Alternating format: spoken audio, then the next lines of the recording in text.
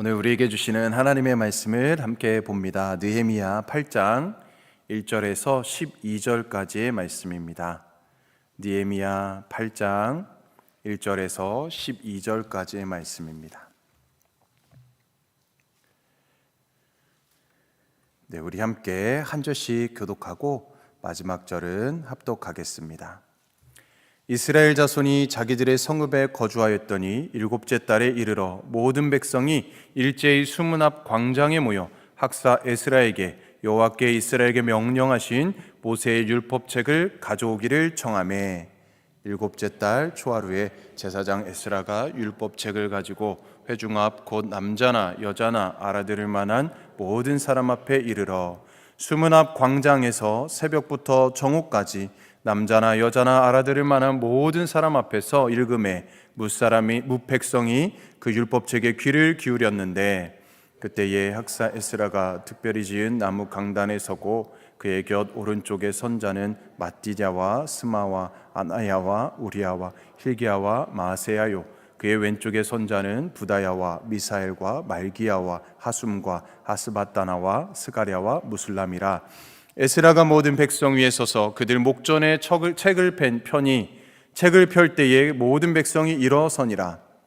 에스라가 위대하신 하나님 여호와를 송축하며 모든 백성이 손을 들고 아멘 아멘 하고 응답하고 몸을 굽혀 얼굴을 땅에 대고 여호와께 경배하니라.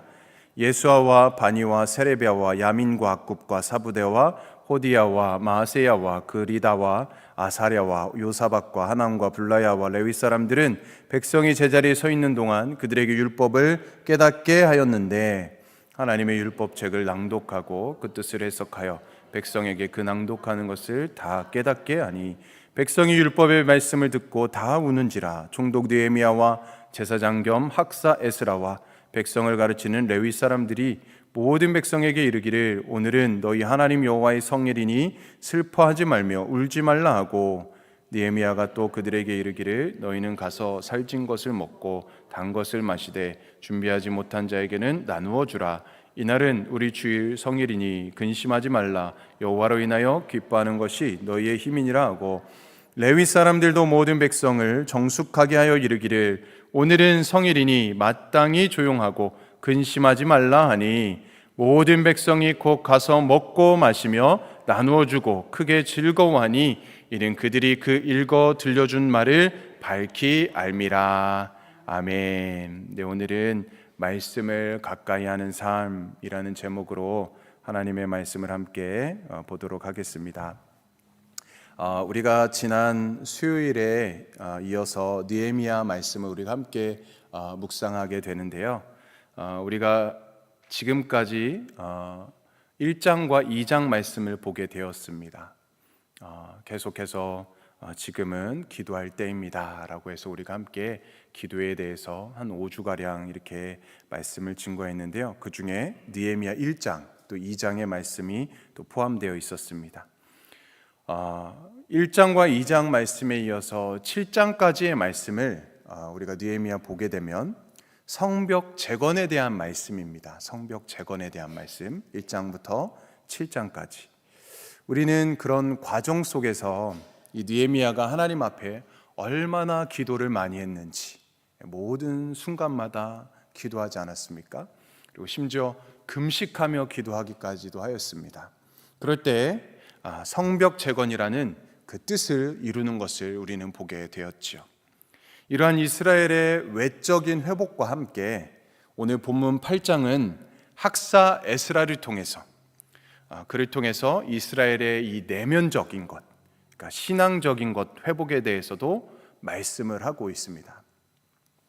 이스라엘 역사를 보면 그 나라의 흥망성쇠가 그 백성들의 신앙과 아주 밀접하게 연관되어 있습니다. 하나님을 향한 신앙이 좋을 때는 나라가 흥왕했습니다. 나라가 견고했습니다. 다윗 왕 때 보면 다윗 왕이 신앙이 얼마나 하나님 마음에 합하였습니까? 그때 다윗 왕 때 얼마나 나라가 견고하고 어마어마한 축복을 받게 되지 않았습니까? 그러나 그 아들 솔로몬이 나이가 많아지면서 하나님과 멀어지게 되었고 우상을 숭배하고 이렇게 신앙으로 멀어질 때, 그 견고하고 강한 나라가 두 쪽으로 갈라지는 것을 우리는 알고 있습니다. 주변 나라의 침략을 받는 약소국가로 전락하고 말았습니다.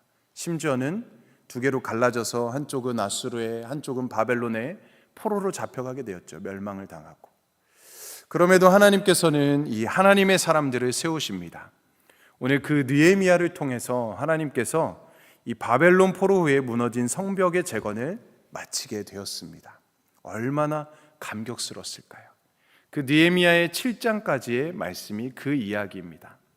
자, 그런데 백성들이 성벽의 재건을 기뻐하며 마쳤는데 뭔가 한편으로는 다 이룬 것 같지만 그들의 한 구석이 허전했던 것입니다. 왜일까요? 외형적으로는 뭔가 다 갖춘 것 같았는데 그들의 내면적으로 갈급함이 있었던 것입니다. 그러니까 그보다도 더 중요한 것이 바로 이 신앙의 회복이 필요했던 것이죠. 신앙의 회복. 그래서 무너진 이 신앙을 회복되는 내용이 바로 이 8장부터 시작이 되는 것입니다.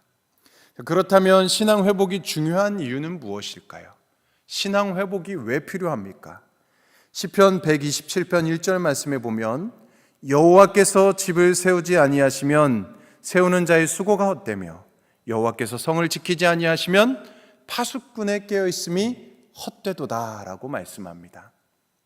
그러니까 지금 외형적으로는 성벽이 재건되었지만 뭔가 이루어진 것 같지만 내면적으로 무너져 있다면, 신앙 영적으로 회복되어 있지 않다면 그 모든 것이 허사가 될 수 있다라는 것입니다. 모든 것이 다 무너질 수도 있다라는 것을 말씀하고 있는 것이죠. 자, 그래서 신앙생활에 있어서 가장 중요하다고 말씀드릴 수 있는 것이 바로 말씀입니다. 말씀, 성경 말씀. 찬양도 중요합니다. 기도도, 봉사도, 헌신도, 전도도 너무나도 다 중요한 것들입니다. 그런데 말씀이야말로 정말 중요한 것입니다.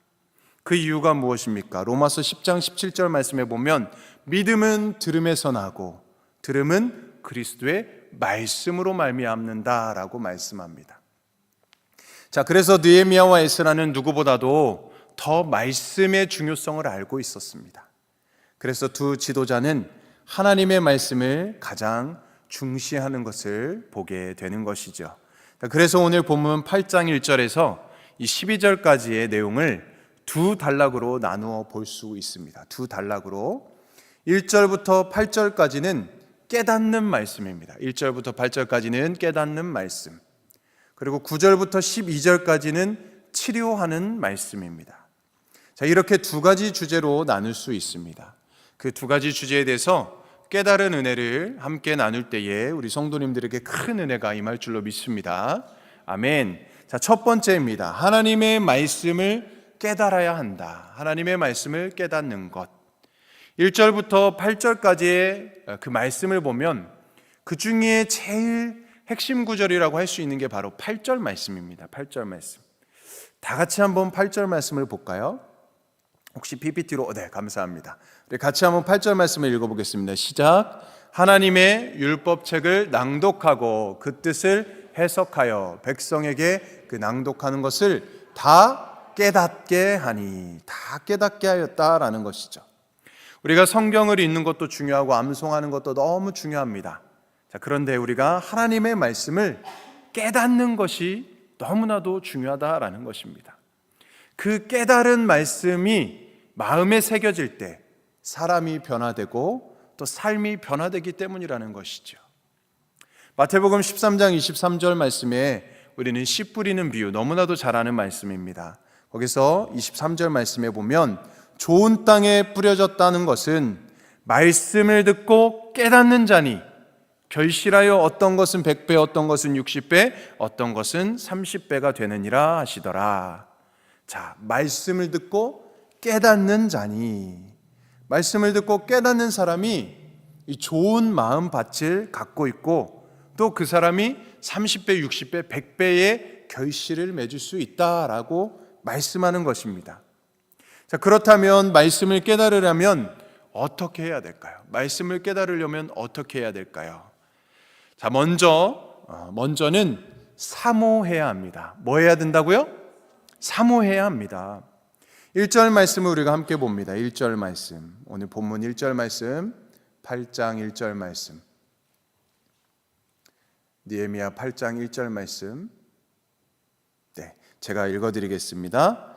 이스라엘의 자손이 자기들의 성읍에 거주하였더니 일곱째 달에 이르러 모든 백성이 일제히 수문 앞 광장에 모여 학사 에스라에게 여호와께서 이스라엘에게 명령하신 모세의 율법책을 가져오기를 청하매라고 말씀합니다.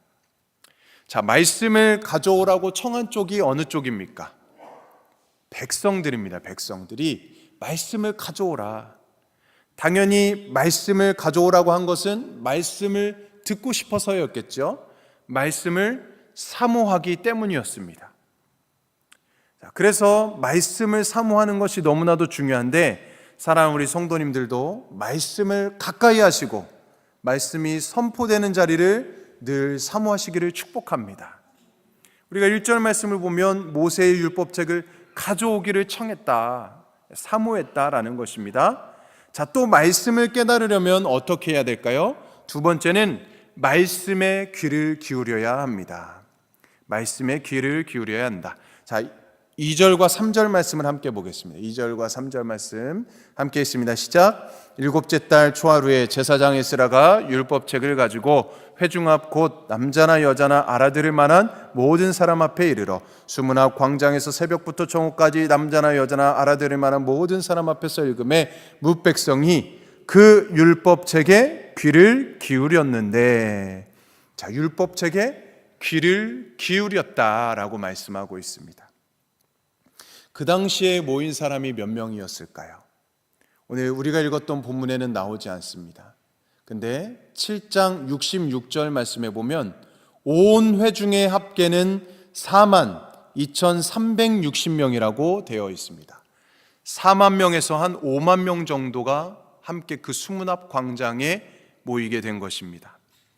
성전에서 모이지 못하고 넓은 광장, 수문 앞 광장이 넓은 광장이어서 그곳에 모인 것입니다. 자, 그들이 4만 명에서 한 5만 명 정도 되는, 그러니까 이 당시에 아이들까지 치진 않았겠죠. 어쨌든 많은 그 사람들이 함께 모여 있습니다. 자, 그런데 그들이 함께 모여서 한 일이 무엇이었습니까? 학사 에스라가 율법책을 읽어주었습니다. 율법책을 읽어주었습니다. 자, 글씨가 보이는 새벽부터 정오까지 대략 6시간 정도라고 할 수 있겠죠. 6시간. 읽는 사람이나 듣는 사람이나 할 것 없이 6시간을 함께 말씀을 듣습니다. 자, 그것도 그냥 듣는 것이 아니라 집중해서 귀를 기울여서 들었다라고 말씀에서 이야기하고 있습니다. 오늘 6시간 동안 말씀을 듣는다고 한번 생각해 보십시오. 요즘 6시간 말씀 듣는다고 한번 생각해 보세요. 새벽 6시에 새벽 예배로 모여가지고 함께 말씀이 시작되었습니다. 그런데 계속 말씀이 이어져가지고 정오가 돼서 12시, 오후 12시가 돼서 말씀이 끝난다고 생각해 보십시오. 어떻겠습니까, 우리 성도님들? 네, 너무나도 막 온몸이 막 이렇게 막 뻐근하고 막 그러지 않겠습니까? 자, 그런데 그 당시에는 간증도 예화도 없습니다. 오로지 율법책 모세 오경을 6시간 동안이나 읽었다라는 것입니다. 그 당시만 해도 성경책을 손으로 필사해가지고 지금처럼 이렇게 성경책을 모든 사람이 갖고 있지 않았습니다. 그러므로 한 사람이 읽고 다른 사람들은 다 듣고 있는 것입니다. 모든 사람들에게 잘 말씀이 들려야 했으므로 4절 말씀에도 보면 에스라가 특별히 지었던 나무로 지은 그 강단을 만들고 강단에 서서 말씀을 전했다라는 것이죠. 멀리 있는 사람은 잘 들리지도 않았을 것입니다. 그렇지만 귀를 기울여서 집중해서 말씀을 들었다라는 것이죠. 사랑하는 성도님들, 요즘 우리가 말씀을 대하는 태도가 어떻습니까? 우리의 모습은 어떻습니까? 우리가 말씀의 홍수 시대 속에서 살아가고 있습니다. 원하면 언제든지 말씀을 들을 수 있고 언제든지 말씀을 얼마든지 들을 수가 있습니다. 그래서 오히려 말씀에 우리가 집중을 못하고 있는 것은 아닌지, 말씀의 시간을 우리가 가볍게 여기고 있는 것은 아닌지 우리가 한번 생각해 봐야 되는 것이죠. 사랑하는 우리 뉴욕교회 성도님들, 말씀의 자리를 사모하시기 바랍니다.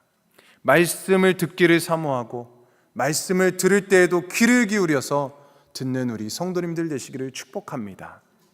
자, 그리고 말씀을 깨달으려면 또 하나님을 대하듯이 말씀을 대해야 되는 것입니다. 하나님을 대하는 것처럼 말씀을 대해야 된다.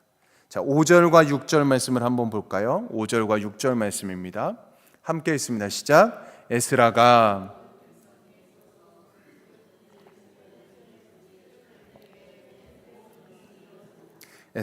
위대하신 하나님 여호와를 송축하매 모든 백성이 손을 들고 아멘 아멘 하고 응답하고 몸을 굽혀 얼굴을 땅에 대고 여호와께 경배하니라. 아멘. 자, 성경책을 학사 에스라가 펼 때에 모든 백성이 일제히 일어났습니다. 송축할 때는 얼굴을 땅에 대고 여호와께 경배를 했습니다. 자, 이것은 백성들이 할 수 있는 하나님의 말씀에 대한 최고의 존경심을 표현하는 것이죠. 최고의 존경심. 그리고 여호와를 송축할 때 두 손을 들고 아멘 아멘 하면서 함께 응답을 했습니다. 화답을 하였습니다. 아멘이라는 뜻이 무엇입니까? 우리가 알고 있듯이 믿을 만하다, 진실하다, 과연 그렇습니다, 그렇게 될 줄로 믿습니다 라고 고백하는 거 아니겠습니까? 긍정과 순종의 의미를 갖고 있는 것이 바로 이 아멘입니다. 그래서 우리가 아멘을 하셔야 되는 줄로 믿습니다. 아멘. 자, 오늘 본문의 많은 백성들이 일제히 하나님의 말씀 앞에 아멘으로 응답했다는 것입니다. 그때 놀라운 은혜가 임하는 것이죠. 여러분, 여호와의 이름을 높이고 여호와의 이름을 송축할 때 우리는 아멘으로 화답하시기를 주님의 이름으로 축복합니다. 아멘. 또 우리가 아멘으로 고백했다면, 그렇다면 어떻게 살아야 될까요? 그 말씀대로 우리가 행하면서 살아야 되겠죠. 그냥 아멘으로만 끝나는 것이 아니라 아멘으로 우리가 믿음으로 고백했다면 우리의 삶으로도 이제 그렇게 살아가는 것입니다. 그럴 때 하나님의 놀라운 은혜가, 풍성한 역사가 우리의 삶 가운데 임하게 될 줄로 믿습니다. 아멘. 자, 또 말씀을 깨달으려면 어떻게 해야 될까요? 말씀의 해석을 잘 듣고 깨달아야 합니다. 말씀의 해석을 잘 듣고 깨달아야 된다. 자, 7절과 8절 말씀 우리 함께 읽습니다. 7절 8절 말씀 시작. 예수아와 바니와 세레비아와 야민과 악굽과 사부대와 호디야와 마하세야와 그리다와 아사랴요 요사박과 하난과 블라야와 레위 사람들은 백성이 제자리에 서 있는 동안 그들에게 율법을 깨닫게 하였는데 하나님의 율법책을 낭독하고 그 뜻을 해석하여 백성에게 그 낭독하는 것을 다 깨닫게 하니. 아멘. 자, 낭독한 말씀을 해석해주는 두 부류에 대해서 소개하고 있습니다. 그 첫째가 학사 에스라이고 둘째는 레위인들이었습니다. 레위인들. 이들이 해석해주는 말씀을 듣고 뜻을 듣고 깨달음을 받았다라고 오늘 말씀에서 이야기하고 있습니다. 자, 그렇다면 오늘날 교회에서 이 일을 하고 있는 사람들이 누구입니까? 담임 목사님과 또 부교역자들과 또 그리고 구역 리더들일 것입니다. 하나님은 오늘날 교회에 주신 세 가지 선물이 있습니다. 세 가지 선물. 자, 그 첫 번째 선물은 하나님의 율법책, 즉 성경을 우리에게 허락해 주셨다라는 것입니다. 우리가 잘 아는 말씀 디모데후서 3장 16절에서 17절에 모든 성경은 하나님의 감동으로 된 것으로 교훈과 책망과 바르게 함과 의로 교육하기에 유익하니 이는 하나님의 사람으로 온전하게 하며 모든 선한 일을 행할 능력을 갖추게 하려 함이라. 하나님께서 우리에게 성경책을 선물로 주셨다라는 것입니다. 율법책을, 성경을 우리에게 선물로 주셨습니다. 하나님의 사람으로 온전케 하기 위해서, 성경을 가까이 함으로 하나님의 사람으로 온전케 되는 그 은혜가 우리에게 임하기를 주님의 이름으로 축복합니다. 자, 두 번째 선물은 무엇일까요? 목회자를 선물로 주셨습니다. 성경책을 선물로 주셨고 목회자를 선물로 주셨습니다. 오늘 느헤미야서에서 목회자를 다른 말로 표현하고 있습니다. 그것은 하나님의 율법책을 낭독하고 그 뜻을 해석하여 깨닫게 하도록 하는 자라고 말씀하고 있습니다. 에베소서 4장 11절에서 12절에서도 이렇게 말씀합니다. 그가 어떤 사람은 사도로, 어떤 사람은 선지자로, 어떤 사람은 복음을 전하는 자로, 어떤 사람은 목사와 교사로 삼으셨으니 이는 성도를 온전하게 하여 봉사일을 하게 하며 그리스도의 몸을 세우려 하심이라 라고 말씀합니다. 사도로, 선지자로, 복음을 전하는 자로, 그리고 목사와 교사로, 교회의 선물로 주셨다라는 것이죠. 여기서는 목사와 교사는 2인 2역이 아니죠. 이것을 영어 성경으로 보면 pastors and teachers 1인 2역을 나타내고 있습니다. 1인 2역을 나타내고 있습니다.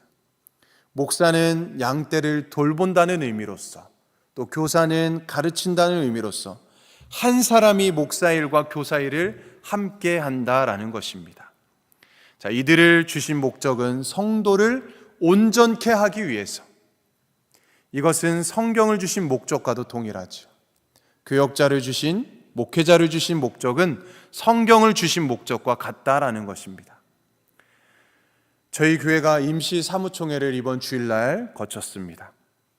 담임 목사님 청빙 투표를 통해서 아주 은혜롭게 잘 마치게 되었습니다. 얼마나 감사한지 모르죠. 우리의 기도의 응답인 줄 믿습니다. 하나님의 놀라운 은혜인 줄 믿습니다. 우리 하나님께 영광의 박수 한번 올려드릴까요? 네, 하나님께서 하신 줄로 믿습니다. 하나님께서 하신 줄로 믿습니다. 우리에게 좋은 목회자, 또 담임 목사님 허락해 주심에 우리가 모두 감사하시고 또 기대하시며 기도하시기 바랍니다. 무엇보다 우리에게 좋은 영의 양식을 주시도록, 말씀의 꼴을 먹여주시도록, 말 안 해도 우리 성도님들께도 물론 잘하고 계시겠지만 높아심에 한 번 더 말씀드립니다. 우리가 미리미리 많이 더욱더 우리 오실 목사님을 위해서 중보기도를 많이 해주시기를 바랍니다. 이렇게 교회에 목회자를 선물로 주셨다는 것입니다. 또 하나님께서 교회에 주신 세 번째 선물은 동역자를 주셨습니다. 뭐를 주셨다고요? 동역자를 주셨습니다. 에스라 혼자서 그 많은 사람들에게 말씀을 가르칠 수 없었습니다. 그래서 7절에 보면 같이 그 일을 하는 동역자를 주셨습니다. 한 교회에 한 사람만 주신 것이 아니고 여러 사람을 주셨다는 것입니다. 그래서 팀 사역을 하게 하시는 것이죠. 팀 사역. 아름다운 공동체를 세워가게 하는 것입니다. 신약 말씀에 이에 해당되는 성경적 근거가 골로새서 1장 28절에서 29절 말씀입니다. 읽어드리겠습니다. 우리가 그를 전파하여 각 사람을 권하고 모든 지혜로 각 사람을 가르침은 각 사람을 그리스도 안에서 완전한 자로 세우려 함이니 이를 위하여 나도 내 속에 능력으로 역사하시는 이의 역사를 따라 힘을 다하여 수고하노라. 아멘. 28절 말씀의 시작이 우리가라고 말씀하고 있습니다. 우리가. 단수가 아니고 복수입니다. 혼자가 아니라는 말이죠. 즉 죄송합니다.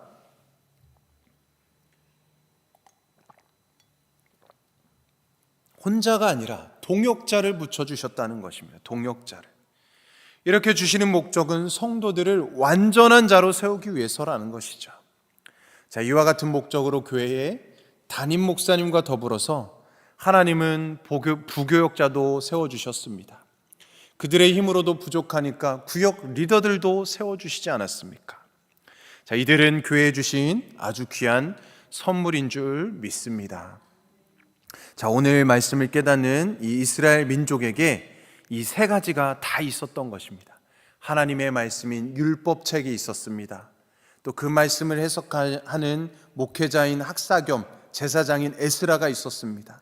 또 에스라를 도와서 그와 말씀을 함께 해석하며 깨닫게 해주는 레위 사람들이 그를 함께 도왔습니다.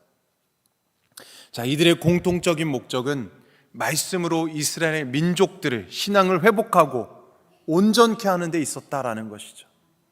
오늘날 우리에게 이 교회를 주신 목적과도 같은 것입니다. 그렇다면 말씀을 해석하여 깨닫게 해주는 이 목회자와 부교역자들, 또 구역 리더들과 성도와의 관계는 어떠해야 될까요?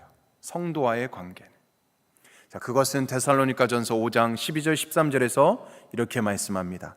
형제들아, 우리가 너희에게 구하노니 너희 가운데서 수고하고 주 안에서 너희를 다스리며 권하는 자들을 너희가 알고 그들의 역사로 말미암아 사랑 안에서 가장 귀히 여기며 너희끼리 화목하라. 아멘. 너희 가운데서 수고하고 주 안에서 너희를 다스리며 권하는 자들을 알고 알아야 한다라는 것입니다. 하나님이 교회 성도들을 온전케 하기 위해서 주신 하나님의 귀한 선물이라는 것을 사랑 안에서 가장 귀히 여기며 너희끼리 화목하라. 목회자를, 교역자들을, 구역 리더들을 하나님이 성경과 동일한 목적으로 주신 것을 알고 사랑으로 가장 귀히 여기고 함께 화목하라는 것이죠. 이렇게 할 때에 그 교역자가 해석해주는 그 하나님의 말씀의 뜻이 비로소 본인에게 깨달아진다라는 것입니다. 그렇지 못하면 그 교역자가 해석해주는 말씀에 아예 마음의 문을 닫고 귀에 들어오지 않습니다. 귀에 들어오지 않으면 깨닫지 못합니다. 깨닫지 못하면 100배, 60배, 30배의 열매를 맺을 수가 없게 되는 것입니다. 손해가 아주 막심해지는 것이죠. 사랑하는 우리 뉴욕교회 성도님들, 이 말씀을 우리가 기억하면서 하나님의 말씀이 늘 항상 깨달아지는 그 은혜가 임하기를 주님의 이름으로 축복합니다. 자, 이제 마지막 두 번째, 깨달은 말씀은 그 사람을 치료합니다.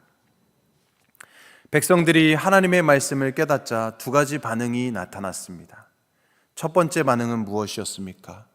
9절 말씀에 보니까요, 백성들이 율법의 말씀을 듣고 다 우는지라 라고 말씀합니다. 울었다는 것입니다. 그들이 왜 울었을까요? 자신들의 죄가 깨달아졌기 때문입니다. 로마서 3장 20절 말씀에 보면 율법으로는 죄를 깨달음이니라 라고 말씀합니다. 나의 죄를 말씀으로 비춰볼 때 내가 얼마나 죄인인지를 깨닫게 되니까 하나님 앞에 내가 얼마나 큰 죄인인지를 울지 않고는 배길 수 없는 것이죠. 하나님의 말씀을 들을 때에 이런 놀라운 우는 역사가 일어났다라는 것입니다.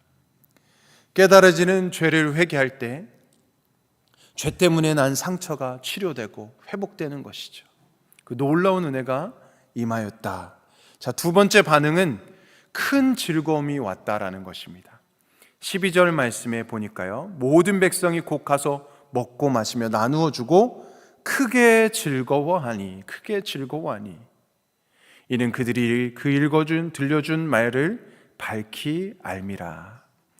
자, 크게 즐거워한 이유가 무엇이었습니까? 가서 먹고 마시는 것 때문이 아니고 읽어 들려준 말을 밝히 알았으므로, 깨달았으므로 그들은 기뻐했다라는 것입니다. 하나님의 말씀을 깨달으면 그 말씀과 일치하지 않았던 자신의 삶의 죄가 보이고, 그 죄가 보이면 회개하게 되고, 회개하게 되면 치료와 회복이 일어나게 됩니다. 치료와 회복의 결과는 무엇입니까? 이처럼 크게 기뻐할 수 있다라는 것입니다. 사랑하는 성도님들, 말씀을 깨달을 때 그 사람의 마음과 몸이 회복되고 치유되는 것입니다. 우리는 그것을 체험하지 않았습니까? 우리의 마음의 상처와 아픔이 하나님의 말씀을 읽고 듣고 보는 순간에 회복되는 은혜를 경험하지 않았습니까? 이 치유와 회복의 은혜가 여러분의 삶에 계속해서 임하시기를 축복합니다. 하나님의 말씀을 깨닫고 가까이 하고 우리가 그 말씀대로 살아내므로 늘 강건하시기를 주님의 이름으로 축복합니다. 사랑하는 성도님들, 오늘 말씀을 정리합니다. 한 민족의 흥망성쇠는 이 성경 말씀에 달려 있습니다. 교회도, 가정도, 개인도 마찬가지입니다. 그러므로 저와 여러분은 말씀을 깨닫기를 사모하시기 바랍니다. 또한 말씀의 귀를 기울이시기 바랍니다. 말씀을 대할 때에 그 말씀이 마치 하나님을 대하는 것처럼 대하시기 바랍니다. 또 말씀을 해석해서 가르치는 자는 바로 하나님께서 교회 성도들을 위해서 주신 세 가지 선물 중에 하나라는 것을 우리가 알고 또 가장 귀히 여기며 화목하는 가운데서 그 해석해 주는 말씀으로 더 깊은 깨달음을 얻기를 바랍니다. 깨달아지는 말씀이 우리 영혼의 상처인 죄를 지적하여서 눈물로 회개하고 우리가 치유되고 회복되고 그 말씀으로 인해 온전한 기쁨을 누리시며 살아가는 우리 성도님들의 삶이 되기를 간절히 축원합니다. 아멘.